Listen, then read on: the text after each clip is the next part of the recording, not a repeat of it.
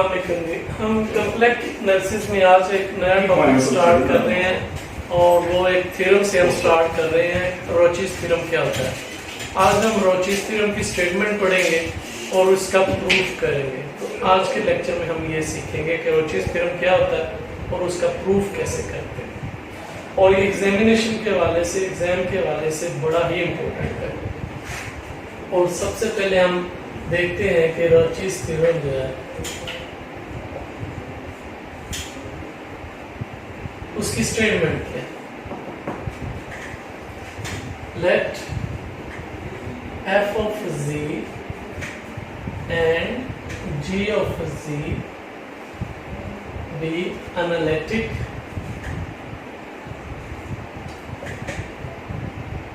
inside and on the simple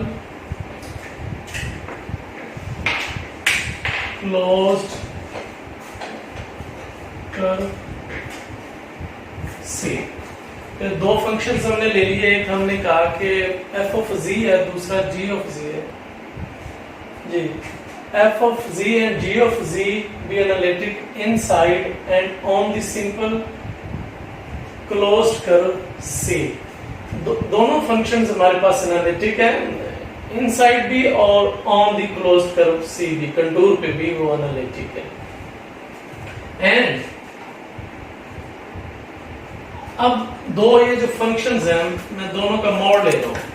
g of z mod is less than f of c mod। g of z mod जो है वो less than है f of z mod के। and function f of z, g of z is less than f of z is analytic on C, then f of z plus g of z and f of z has the same number of zeros।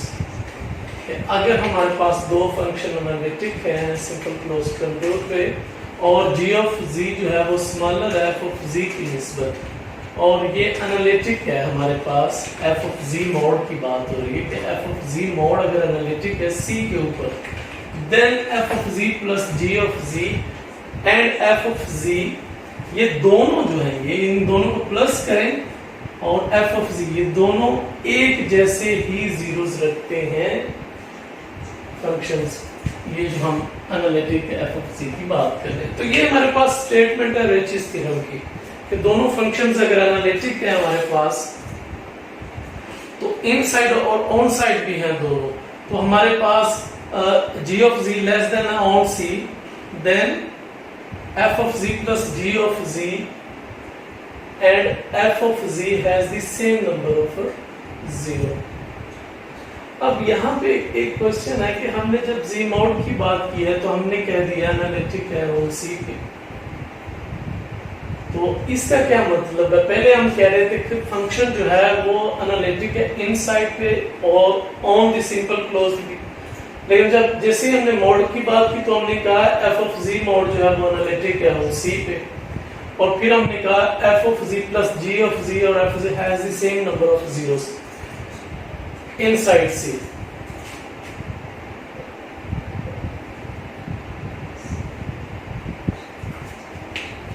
अब इसको मजीद और समझने के लिए कि यहाँ पे on का जो वर्ड है वो क्यों आया है, तो हमें सीखना पड़ेगा absolute maximum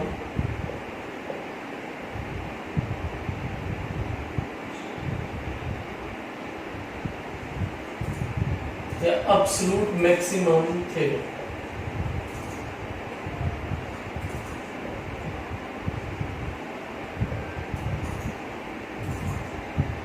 maximum function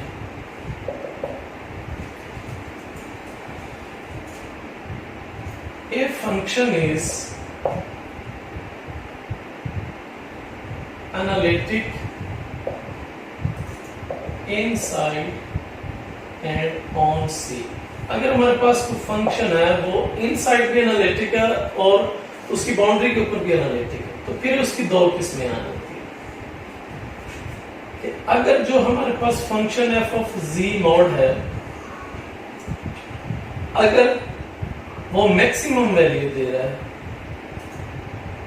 as maximum value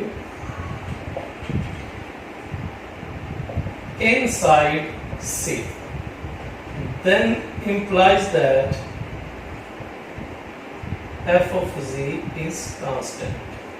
अगर वो कह रहा है कि आपका जो फंक्शन है वो मैक्सिमम वैल्यूज रखता है इनसाइड, तो फिर कंफर्म बात है कि जो हमारे पास फंक्शन है वो कांस्टेंट है। और अगर वो कह रहा है कि f of z मॉड जो है वो रखता है has maximum value on C, then f of z is not equal to constant, यानी को वेरिएबल हो।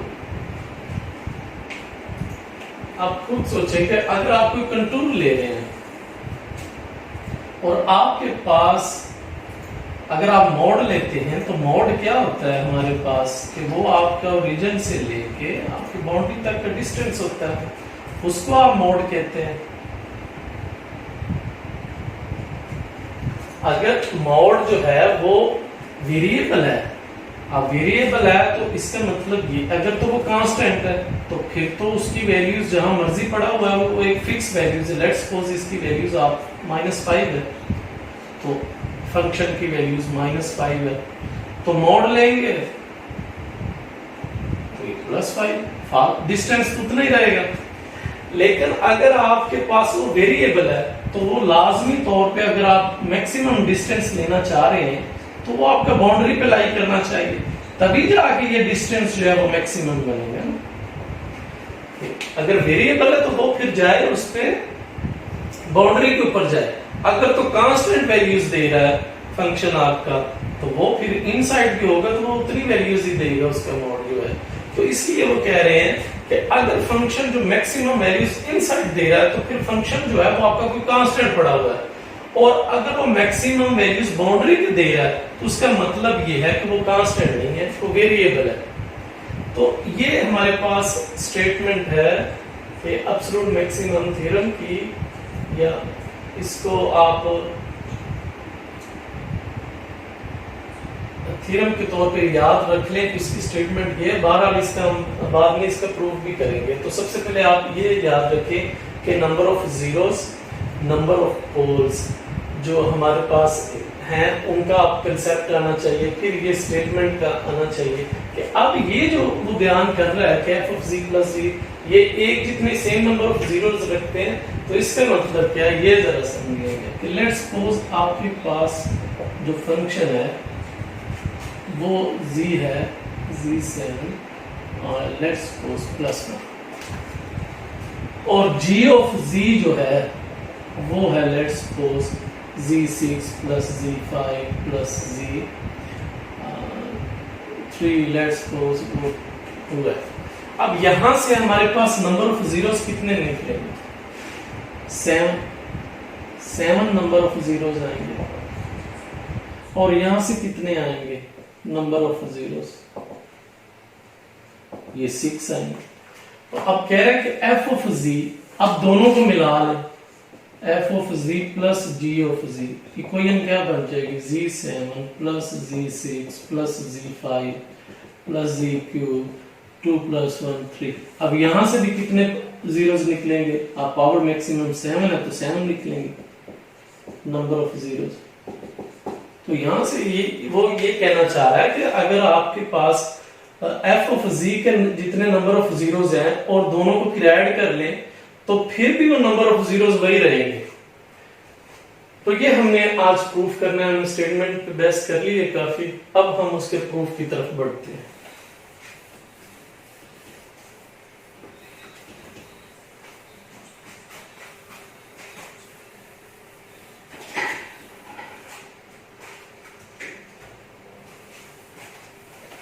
f of z plus g of z, यहां से हम अपने थ्योरम का प्रूफ करते हैं कि वो कहता है f of ji plus ji of z उतने ही नंबर ऑफ जीरोस रखता है जितने एफ ऑफ जी रखता है। तो प्रूफ में हम स्टार्ट यहां से लेंगे कि f of ji plus ji of ji is equal to, इसको हम लिख सकते हैं f of z 1 plus ji of z over f of z.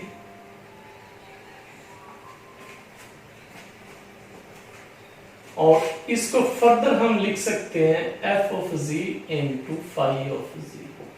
और यहां पे आप मेंशन कर दें कि फाई ऑफ जी क्या है, फाई ऑफ जी हमने फंक्शन लिया 1 plus ji of z over f of z. और अब ये बात क्लियर करते कि एफ ऑफ जी जो है वो जीरो नहीं है।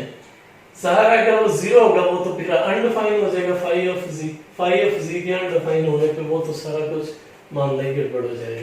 तो इसका मतलब ये है कि एफ ऑफ जी जो है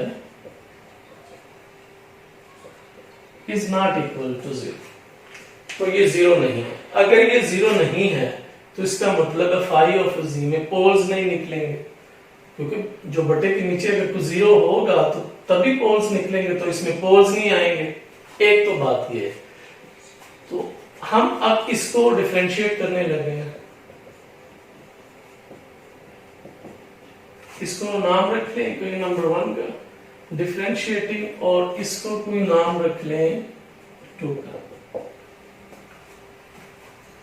differentiating 1 with respect to z, f prime of z plus g of z इसका डेरिवेटिव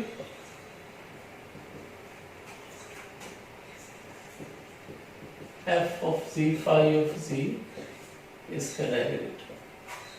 अब ये प्लस में है, प्लस में आपको पता है कि डेरिवेटिव अलग अलग से चले जाएंगे, और ये प्रोडक्ट में है, प्रोडक्ट में आपको पता है कि फार्मूला हम डेरिवेटिव का क्या लगाते हैं,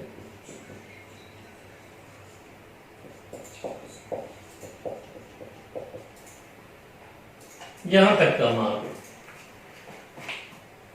हमें x में बढ़ना होता है, हमें नंबर ऑफ जीरो साबित करने। नंबर ऑफ जीरोस के बारे में जो इंफॉर्मेशन देता है वो देता है principle argument theorem.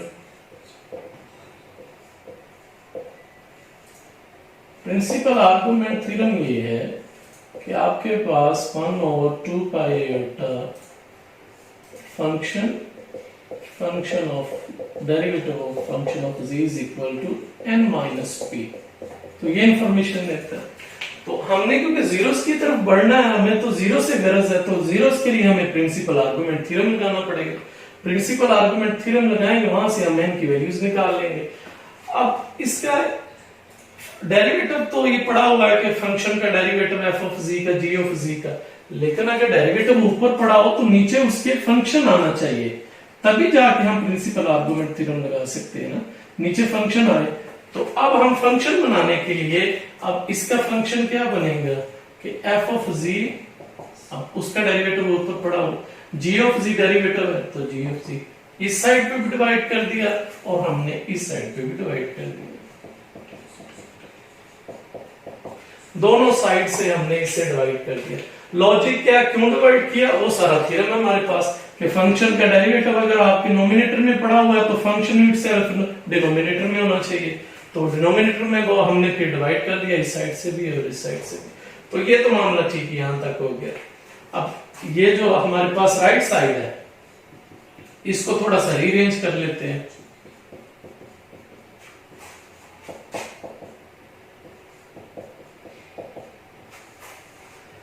f of z plus g of z, अगर आप इस पे गौर करें तो इक्वेशन नंबर 1 हमें क्या कह रही है कि f of z plus g of z की जगह पे आप लिख सकते हैं f of z into phi of z। तो हम इसकी वैल्यूज जो है वो यहाँ पे रख रहे हैं। अब ये क्यों चेंज कर रहे हैं, इसमें भी लॉजिक है कि ऊपर फाई फंक्शन आ रहे हैं तो हमारे पास नीचे भी फाई आना चाहिए, तो फिर हम वो इक्वेशन नंबर 1 यूज कर रहे हैं। तो f of z into phi of z. और यहाँ पे आप मेंशन कर देंगे कि ये कहां से लिया हमने, बाय इक्वेशन नंबर 1 से ये सारा हमने एप्स किया। तो ये f of ji plus ji of z आ गया। यहां तक करना है। अब ये फैक्टर जो है वो अलग अलग से डिवाइड कर दें, इसके नीचे अलग से डिवाइड कर दें, इसके नीचे अलग से डिवाइड कर दें। जब आप ये काम करेंगे, ये फैक्टर इस साइड पे जब आप डिवाइड करेंगे तो हमारे पास ये बन जाएगा f prime of z over phi of z. और ये फैक्टर जब इसके नीचे अलग से डिवाइड करेंगे तो ये बन जाएगा f prime of z over f of z. और इस साइड पे आपको पता है हम हमारे पास ये फंक्शन आ रहा है। तो हम जो सिंप्लीफिकेशन कर सकते थे इस मेथड में, तो डिफरेंशिएट भी हमने इसीलिए किया था ना कि ये हमारे पास फंक्शन और डेरिवेटिव आना चाहिए अगर नंबर ऑफ पोल्स या नंबर ऑफ जीरोस की तरफ जाना है। तो हमने जीरोस की तरफ जाना तो इसीलिए डिफरेंशिएट किया।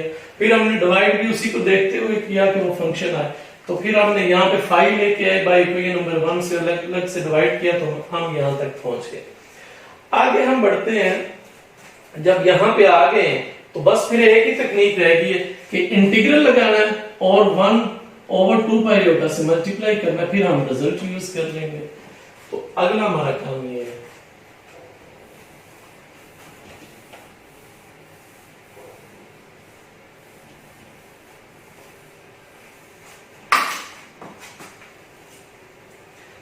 ये अब हम मल्टीप्लाई करने लगे हैं इंटीग्रल से भी और 1 ओवर 2 पाई आयोटा से भी लेंगे। F of ji plus ji of ji F prime of ji plus ji prime of z, integral लिया with 1 over 2 pi iota dz is equal to 1 over 2 pi iota f of z f prime of z d of z 1 over 2 pi iota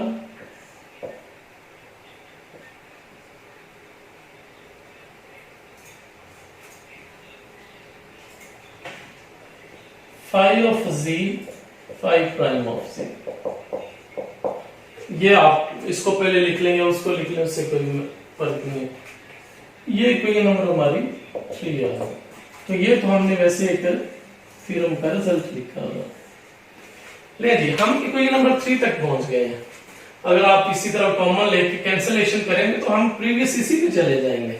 तो जब आप यहाँ पे पहुंच गए हैं तो हमने अब अपनी जो डेफिनेशन थी थ्योरम की, जो स्टेटमेंट थी, उसी पे थोड़ा सा गौर करके हमने इन चीजों को और थोड़ा सा सिंप्लीफाई करना है और फिर हम अपने फाइनल रिजल्ट्स पे पहुंच जाएंगे।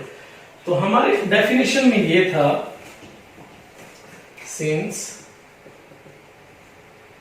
g of z mod less than f of z mod। यहां से हम ये भी लिख सकते हैं g of z over f of z mod less than 1। और यहां से अगर ये लेस देन 1 है, फंक्शन लेस देन 1 आ रहा है, तो ये क्लियर कट बात है कि ये कभी भी 0 नहीं है। अगर 0 होता तो वो तो अनडिफाइंड होता, वो लेस देन 1 तो ना बनता। तो इसलिए ये फिर f of z जो है वो 0 नहीं है। बाय इक्वेशन नंबर 2 हमें इसकी वैल्यूज का भी पता है कि g of z अगर f of z की वैल्यूज हमने 2 से निकालनी हो बाय 2, तो ये वैल्यूज वहां से निकल आएगी phi of z minus 1 less than 1। और यहां से हम क्या अखज़ कर सकते हैं कि फाई ऑफ z की वैल्यूज कभी भी 0 नहीं हो सकती। अगर 0 होती, लेट्स सपोज आप इसको 0 लेट कर लें, तो हमारे पास मॉड की वजह से आंसर 1 आ जाएगा, और 1 ग्रेटर देन 1 हो तो वैसे ही कंट्राडिक्शन आ जाएगी। तो इसका मतलब ये है, we conclude that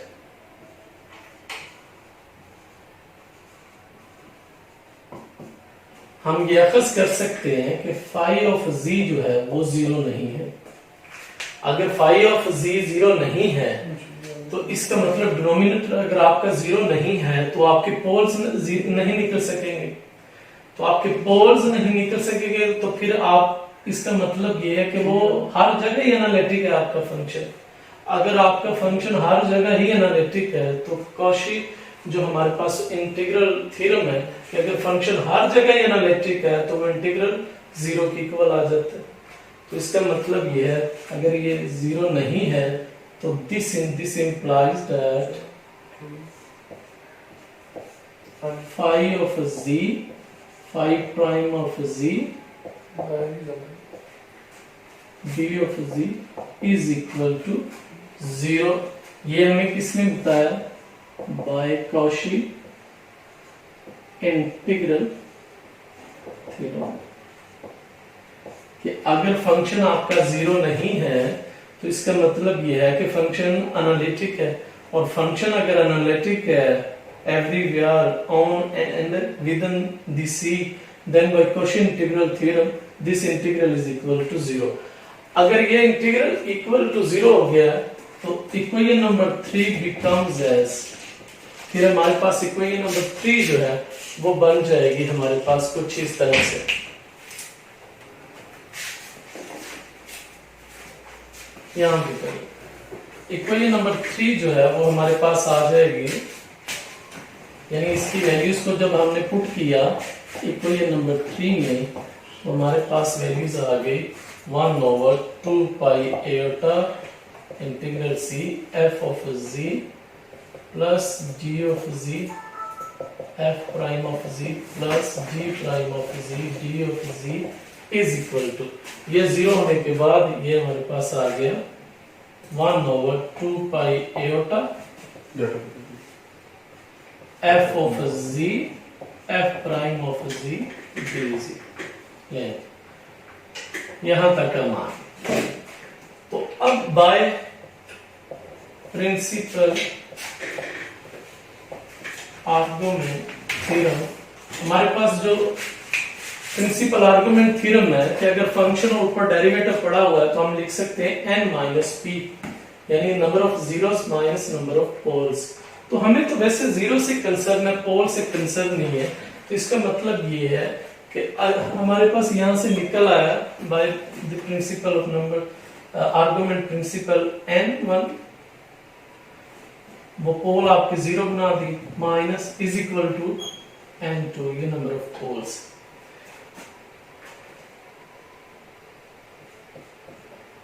where this implies that where n1 is equal to number of poles of function f of z plus g of z, ये नंबर ऑफ पोल्स है f of z plus g of z के, and n2 क्या है? Number of poles of f of z, ये f of z के। तो हमारे पास number of poles जो हैं वो f of z plus g of z के, वो इक्वल आ गया number of poles of f of z के। तो यही हमने प्रूफ करना था कि अगर हम दो फंक्शंस लें f of z plus g of z और f of z को बड़ा फंक्शन मान ले तो फिर आप f of z plus g of z और f of z दोनों का अगर कंपैरिजन करें तो दोनों के नंबर ऑफ जीरोस सेम आते हैं। तो यही हमारा प्रूफ था, हमने स्टेटमेंट के बाद इसका प्रूफ किया। इसमें कोई मसला मसाइल आप लोगों को आता है तो फिर हमें आपको जरूर बताइएगा। कल से हम इसके फिर क्वेश्चन लेके आएंगे आप लोगों के। आज के लिए इतना, अल्लाह हाफिज।